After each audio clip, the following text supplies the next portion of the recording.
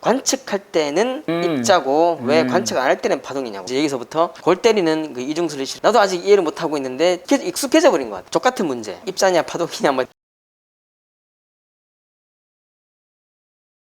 양자역학이 왜 생겼죠? 사실 이것도 측정 장비가 발달을 잘 하니까 생긴 것과 굉장히 관련이 깊습니다. 왜냐면은 예전에 전자 수준 그런 걸 측정할 수 없을 때는 당연히 양자 물리학이 생겨날 수도 없겠죠. 알 수가 없으니까. 몰랐겠죠. 봐야 뭐에 대해서 이론을 제기하든가 할 텐데 측정 장비의 발달이라는 게 많이 영향을 미쳤던 것 같습니다. 측정 장비를 봐가지고 양자까지 보자. 원자 핵 주위에 있는 그 전자의 위치를 보자. 근데 전자가 측정 장치가 발달해도 전자가 뭐예요? 지금 전자 볼 수는 없을 겁니다. 근데 전자를 볼 수는 없지만은 또 그렇습니다. 그 이중슬릿 실험도 우리가 빛 알갱이를 볼 수는 없지만은 빛을 쬐었더니 간섭 무늬가 나타난 걸 보니까 이게 파동이 간접적으로 보는 거죠. 돌려가게 하는 겁니다. 그렇지. 그러니까 전자를 보는 게 아니라 나타나는 그 현상을 보고. 또 전자 같은 경우에도 회절이 되네? 아니면 전자 간섭이 되네? 회절과 간섭을 듣는 거 보니까 파동인가 보다. 이렇게 해서 했지. 전자는 아마 지금 또 볼 수가 없을 거예요. 전자현미경이 뭐 3개가 있다고 하는데 모르겠습니다. 어느 정도 해상도까지 볼 수 있을지.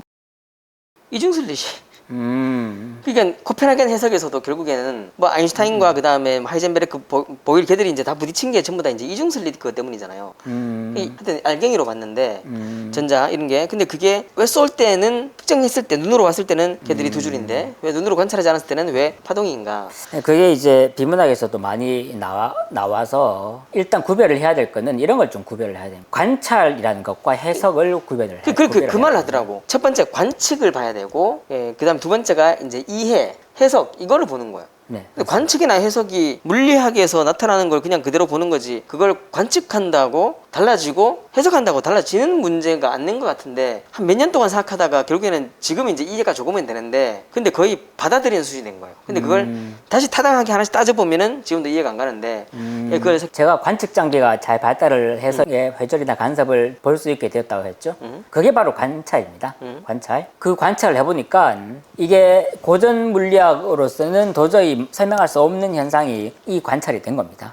그 관찰은 60억 인구를 줄 세워놓고 보라고 해도 다 똑같은 결과를 보게 돼요. 보편적이네. 네, 당연하죠. 눈에 보이는 건데 현미경으로 보는 게 눈으로 보는 거랑 결국 똑같은 겁니다. 60억 인구를 줄 세워놓고 다 보라고 했을 때도 결과는 다 똑같습니다.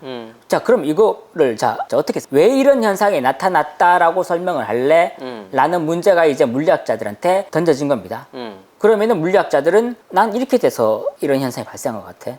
난 이렇게 해서. 그러니까 내가 말하는 뭐냐면 네. 해석이 나타나게 된 거는 눈으로 봤던 그 현상 자체의 결과가 우리가 생각했던 거랑은 달랐기 때문이잖아요. 그렇죠. 이중슬릿인데 왜 우리가 볼 때는 두 줄이고 안 볼 때는 왜 여러 줄로 무한대로 나타날 수 있어요. 네네. 왜 그렇게 되냐고. 아니, 그러니까 지금 그래서 제가 말씀드리는 게 그 실험 결과를 어떻게 해석할래? 그럼 왜 이런 실험 결과가 나타났다고 너희들은 생각을 하니? 라고 물어봤을 때는 사고 실험. 다를 수도 있겠죠. 그렇죠. 거기서 파벌 싸움이 생긴 겁니다. 두 가지 파벌 싸움이. 아인슈타인 파와 그다음에 하이젠베르크 파의 두 파벌이 생긴 겁니다. 생길 수 있죠. 왜냐하면 하나의 실험 결과에 대해서 서로 다르게 생각할 수 있죠. 당연히. 그런데 아인슈타인 파는 지금 그거를 믿는 사람 없습니다. 그 다음에 하이젠베르크 파만 남아서 이게 지금 양자역학의 주류 해석입니다. 그게 지금 양자역학이 맞다는 거잖아요. 맞고 양자 컴퓨터도 있고 뭐 양자 모고도 있고 해서 양자가 일단 맞긴 맞는데 그냥 간단하게 이중슬릿 실험의 역사에 대해서 좀 이야기할게요. 그러니까 처음에는 이제 빛의 정체에 대한 파악하는 과정. 처음에는 17세기 뉴턴은 빛은 알갱이다라고 해요. 입자다. 그 입자가 우리 시신경을 건드려서 우리가 물질을 볼 수 있는 거니까 빛의 입자설이다라고 얘기를 했는데 19세기에 토마스 영이라는 사람이 나와서 간섭 실험을 했는데 간섭 실험을 하니까 회절과 파동이 나타나는구나. 이중슬릿으로. 그러니까 빛은 파동이네. 결정 났습니다. 났는데 아인슈타인이 다시 1905년에 나와서 얘기를 한마디 합니다. 이게 마지막입니다. 여기서 빛에 대한 논쟁의 종지부가 여기서 나옵니다. 아인슈타인이 이렇게 위대한 게 이 상대성 이론으로 노벨 물리학상을 받은 게 아니라 바로 이 이론 때문에 받았어요. 1905년에 광전 효과라는 효과 들어봤어요. 게 있었습니다.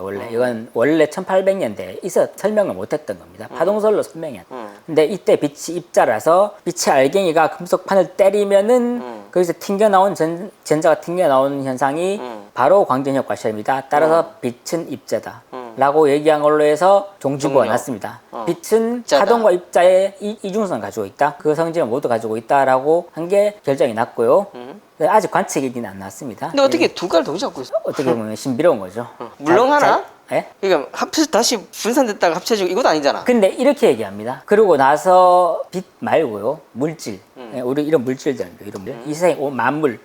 이 우주의 만물도 지금 물리학계에서는 다 이중성을 가지고 있다라고 해서 이중성은 우주의 본질이다. 이 정도까지 얘기가 지금 나왔어요. 근데 그 걔가 말했잖아요. 닐 보온가 이거는 전자나 양자의 문제가 아니라 인간의 문제이다. 인간이 그걸 이해 못할 뿐이고 인간의 언어로서 이걸 설명할 수 있는 게 없기 때문이지 우주 자체로는 아무런 문제가 없다라고 했거든요. 결국에는 이 이중성이라는 것 자체가 우리가 설명을 하려고 해도 우리 머릿속에는 이중성이 도무지 설명이 안 되는 거예요. 입자면에서 파동일 수 있는 게. 하지만 그게 그 성질이 어쩔 수 없이 뭐 나타났으니까 네, 맞습니다. 그걸 이중성을 그렇게 이해하는 게 그게 셔럽 칼큘레이트 그 네, 말이네. 네. 그렇게 했는데 셔럽을 이제 설명하는 게 가장 좋은 방식으로 설명하는 건데 이중성이 있다고 쳐요. 그리고 이중성이 보편적 법칙이라고 칩시다. 그래서 결국에는 이중설 네. 두 개가 나오기도 하고 여러 개가 나오기도 하고. 근데 일단은 이 우주 만물에 대한 이중성에 대해서는 지금은 잘 이야기를 하고 있지 않고 전자 정도까지. 그래서 아무튼 이중설리스는 끝을 낼게요. 관측이 왜 중요하죠? 관측이라는 거는 자, 우리가 물체를 본다는 겁니다. 우리가 물체를 본다는 거는 여기서 있는 어떤 빛 알갱이들이 지금 광원들이 여기도 많이 있죠. 이런 엄청 광원, 많지. 이런 광원들이 다 빛입니다. 네, 빛이지만은 아인슈타인은 이게 입자라고 또 얘기를 했습니다. 그러면서도 또 파동이기도 하죠. 이 입자의 알갱이가 제가 지금 이 책을 본다면은 입자 알갱이가 여기를 이제 부딪히고 반사된 거를 제 눈으로 들어오는 겁니다. 그럼 제가 이게 저기 책이 있구나 라고 이렇게 보는 겁니다. 하지만 제가 이렇게 본다고 해서 책이 스르르르 저절로 움직이진 않죠. 왜냐면은 그 입자의 알갱이가 이 책에 미치는 영향은 굉장히 작은 거 있긴 있겠죠. 없진 않을 겁니다. 이 책을 이루고 있는 입자도 있을 거 아니야. 이 책은 거시적이다. 거시물체. 미시물체가 많이 축적된 물체이기 때문에 거시물체에 대해서는 미미하고요. 근데 예를 들어서 이 책이 전자라고 합시다. 그럴 때 문제가 생기는 겁니다. 양자역학은 전자 같은 미시계의 물체를 대상으로 하니까 비달갱이 이 전자를 때렸었다고 합시다. 움직일 거잖아. 그러면은 이 비달갱이도 당구공 수준이고 이 책도 당구공 수준이다. 그러면 때리겠죠. 그렇게 때리고 제가 인지를 할 겁니다. 얘는 얘도 움직일 겁니다. 그러면은 관측에 의해서 변화가 생겼죠. 조금 전에는 관측에 의해서 변화가 제가 이 책은 안 생긴다고 했죠. 하지만은 미시물체의 경우에는 관측에 의해서 이게 움직일 겁니다. 관측이라는 행위 자체가 물체 밖에 있는 물체에 어떤 영향을 미친 거죠. 뭔가 변화를 시킨 겁니다. 혹시 이렇게 설명하는 사람이 있던데 이중슬릿에서 얘가 파동이고 입자가 되는 것은 네. 우리가 바라볼 때는 입자잖아요. 안 볼 때는 파동이잖아요. 네, 그러니까 네. 관측할 때는 우리의 관측이 영향을 끼쳐서 입자가 됐고 네, 네. 안 볼 때는 우리의 관측이 영향을 끼치지 않아서 파동이 됐다. 맞는 말인가 그게? 그게 이제 나중에 전자를 대상으로 한 그러니까 처음에 제가 빛을 대상으로 한 것에 대해서 세 가지를 이야기를 했습니다. 뉴턴의 입자설, 그다음에 벨의 이중슬릿 실험, 이거는 파동설, 그다음에 아인슈타인의 광양자가설, 광전효과 설명, 이건 입자설. 이렇게 해서 빛의 이중성을 모두 가진다. 끝났습니다. 파동성, 입자설 모두 가진다. 끝났습니다. 근데 이제 드 브로이라는 자꾸 나옵니다 이제. 근데 물리하는 친구들 잘 알 겁니다. 드 브로이라는 학자가 1923년인가 그때 나와서 약간 이제 역발상을 합니다. 야, 아인슈타인도 빛이 파동이 당연한데 그걸 입자라고 생각을 해서 이중성을 인정받았단 말이야? 그럼 나는 이렇게 한번 생각할게. 물체는 이런 물체 아니면은 전자도 알갱이입니다. 전자도 질량을 가지고 있는 알갱이고 집어던질 수도 있습니다. 그런 전자와 같은 물체는 입자인 게 분명하잖아? 근데 혹시 그럼 그것도 파동성을 띨 수도 있지 않겠나? 라고 생각을 한 겁니다. 그러니까 그렇게 하면은 물질도 입자 파동성을 다 가지는 거네? 그럼 둘 다 파동끼리 겹칠 수도 있고 입자 파동일 수 있고 경우의 수가 네 가지네? 빛도 입자성 파동성, 물질도 입자성 파동성. 그러니까 2 곱하기 2는 4. 그러니까 입자 대 입자, 입자 대 파동, 파동 대 입자, 파동 대 파동 이렇게 붙일 수 있다는 뭐 거지? 그렇게 생각하실 필요 없고요. 그냥 그럼 나 그걸로 노벨상 한번 도전해봐도 될까? 그냥 빛도 입자 파동성을 가지고 있고 물질도 입자 파동성을 가지고 있는 이 두 가지인데 빛이 입자 파동성을 가지고 있다는 거는 세 가지겠죠. 뉴턴, 영, 아인슈타인 이 세 개로 끝난 겁니다. 이제는 물질이 입자성과 파동성을 가지고 있다라고 처음으로 생각을 한 사람이 드 브로이가 생각을 한 겁니다. 1923년에. 나서 1927년인가 바로 실험으로 입증이 됐어요. 끝난 겁니다. 우리는 셔럽 칼큘레이터네. 자, 요까지가 뭐냐면은 실험 결과입니다. 또 해석을 해야 되잖아. 이제 해석의 문제가 남았죠. 그렇지, 그렇지. 그래서 사람들이 이제 연락이 막 달려들지 않았겠습니까? 그때 달려들었던 사람이 누구냐 하면은 하이젠베르크와 닐스 보어가 이것에 대한 해석을 발표를 했습니다. 물리학장 수상자 17명이 모인 회의장 앞에서 이 현상에 대해서 발표했습니다. 그 발표한 내용이 코펜하겐 해석이고 지금까지도 주된 가장 보편적인 학설로 100년째 인정을 받아오고 있는 학설인데 제가 얘기했죠. 아인슈타인, 슈레딩거, 드브로이 이 세 사람은 그것에 대해서 반대했다. 하지만 결국 그 사람들은 그걸로 끝나버렸습니다. 그리고 하이젠베르크와 닐스 보어가 주장한 그 코펜하겐 해석이 이 실험 결과들을 가장 잘 설명한 이론으로 지금까지 받아들여지고 있다 해서 끝입니다. 결국은 입센 사람이 이기는 거네. 네? 가장 더 타당하게 설명한 사람이. 그렇다기보다는 모르겠습니다. 이거는 그런 걸 수도 있죠. 과학관의 차이도 있어요. 드브로이. 프랑스 사람들은 근데 우리가 드브로이를 잘 모르지 왜? 나는 영도 알고 닐보도 알고 뭐 싹 다 아는데 왜 드브로이는 나는 저도 모르지? 비문학으로 나왔을 때 처음 알았어요. 그래 노벨상 탔어? 예, 탔습니다. 인정 안 하고? 아인슈타인 같은 경우에는 죽을 때까지. 죽는 순간까지 난 인정 못하겠다 하고 죽었습니다. 그리고 슈레딩거는 물리학계를 아예 떠나버렸어요. 나 딴 거 할래 라고 해서. 그래서 뭐 했어요?